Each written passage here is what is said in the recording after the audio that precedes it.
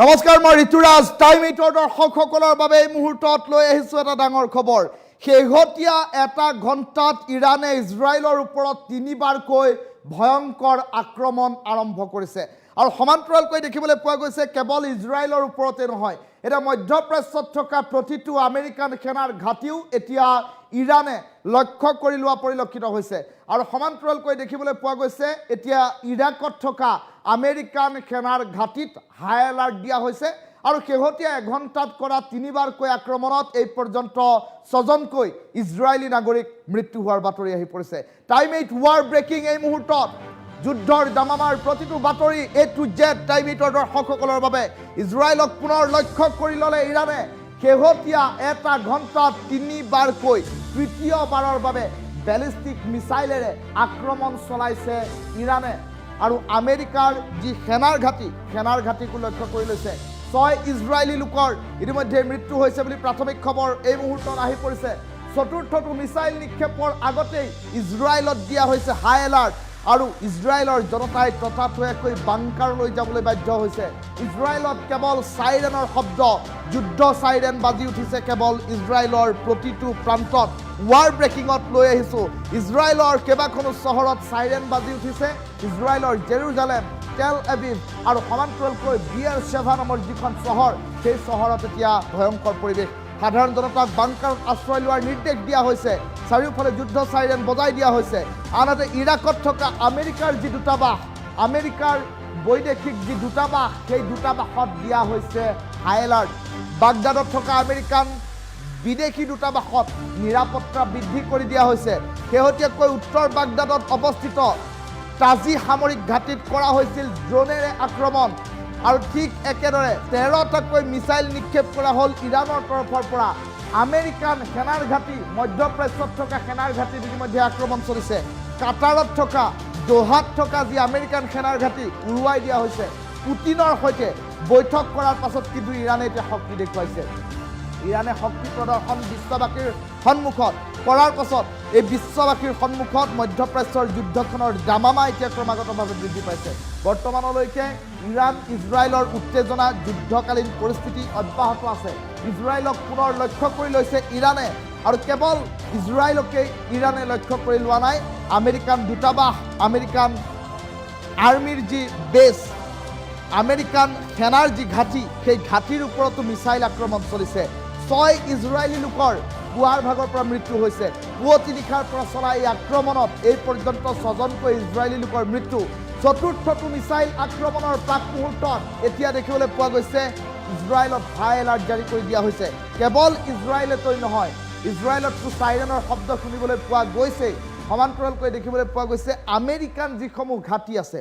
ইজৰাইলত কেইবাখনো চহৰত এতিয়া চাইৰেন বাজি উঠিছে আৰু ইৰাকত থকা যি আমেৰিকাৰ দূতাবাস, ইৰাকত থকা আমেৰিকান সেনাৰ ঘাটি, ইজৰাইলত থকা সেনাৰ ঘাটি আৰু সমান্তৰালকৈ মধ্যপ্ৰাচ্যৰ অন্যান্য প্ৰান্তসমূহত থকা যিসমূহ আমেৰিকান এয়াৰবেছ আছে, আমেৰিকান সেনাৰ ঘাটি আছে, সেইসমূহৰ ওপৰত এতিয়া এটা দুটা নহয় 13টাকৈ মিছাইল নিক্ষেপ কৰা হৈছে আৰু 13টাকৈ মিছাইল নিক্ষেপ কৰাৰ পাছত সম্প্ৰতি এতিয়া মধ্যপ্ৰাচ্যৰ পৰিস্থিতি যে প্ৰতিকূল হৈ পৰিছে, সেই কথা নিতান্তই প্ৰয়োজনীয়, নিতান্তই এক প্ৰকাৰ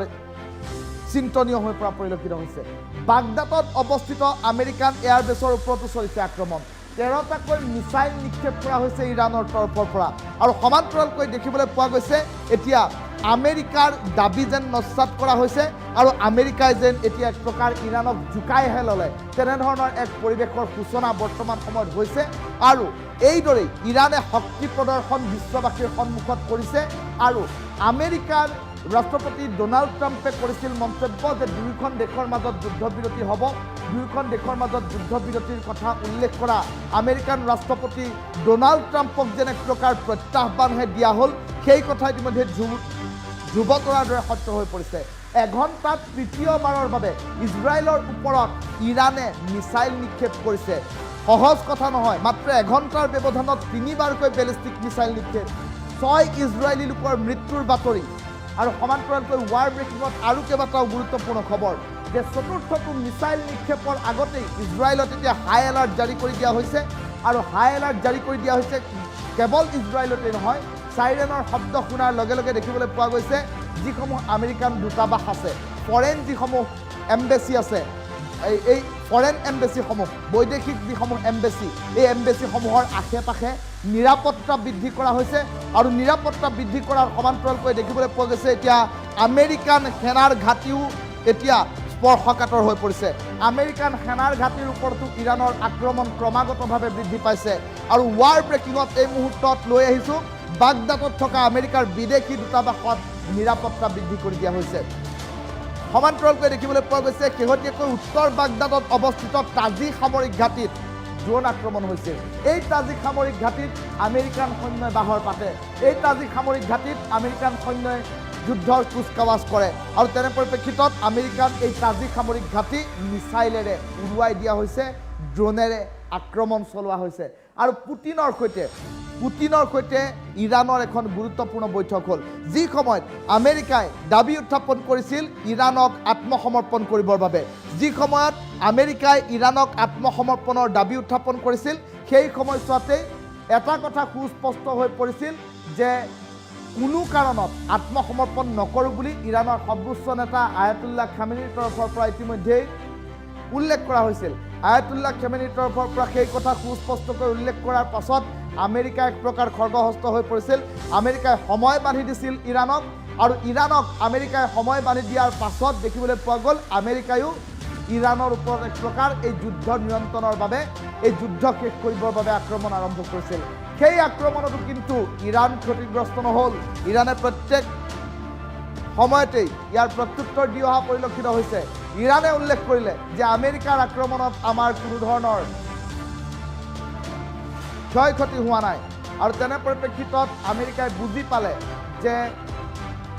সন্ধিৰ বাহ বুদ্ধিৰে কাটিব লাগিব আৰু তাৰ পাছতে ডোনাল্ড ট্ৰাম্পৰ এটা আশ্চৰ্যজনক টুইট য'ত ইজৰাইল আৰু ইৰাণৰ যুদ্ধবিৰতি হৈছে বুলি তেওঁ এক প্ৰকাৰ দাবী উত্থাপন কৰি তেওঁ মধ্যস্থতা কৰা বুলি আমেৰিকাই মধ্যস্থতা কৰা বুলি উল্লেখ কৰিলে আৰু তাৰ পাছতে দেখিবলৈ পোৱা গ'ল এই টুইটৰ মাত্ৰ কেইটামান মুহূৰ্তহে পাৰ হৈছিল ইয়াৰ প্ৰত্যুত্তৰ কিন্তু ইৰাণে হাতে কামে দিয়া পৰিলক্ষিত হ'ল ইজৰাইললৈ নিক্ষেপ কৰিলে 3বাৰকৈ এঘণ্টাৰ ভিতৰত বেলিষ্টিক মিছাইল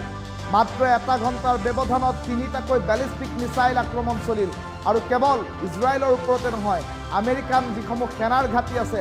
আমেৰিকান এয়াৰ বেছসমূহৰ ওপৰতো চলিছে আক্ৰমণ উত্তৰ বাগদাদত থকা আমেৰিকান এয়াৰ ঘাটি উৰুৱাই দিয়া হৈছে মিছাইলেৰে 13টাকৈ মিছাইল নিক্ষেপ কৰা হৈছে আৰু তেনে পৰিপ্ৰেক্ষিতত চতুৰ্থবাৰৰ বাবে আক্ৰমণৰ পূৰ্বে ইজৰাইলত হাহাকাৰ পৰিস্থিতি তেল আভিভত চাইৰেন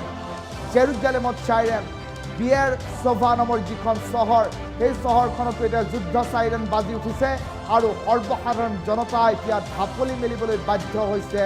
বাংকাৰলৈ ইজৰাইলক পুনৰ এতিয়া ইৰাণে লক্ষ্য কৰি লোৱাৰ পাছত সম্প্ৰতি দেখিবলৈ পোৱা গৈছে যুদ্ধৰ দামামা ক্ৰমাগতভাৱে বৃদ্ধি পাইছে আৰু এই যুদ্ধৰ দামামাই পৰিস্থিতি ক্ৰমাগতভাৱে যে প্ৰতিকূল কৰি তুলিছে সেয়া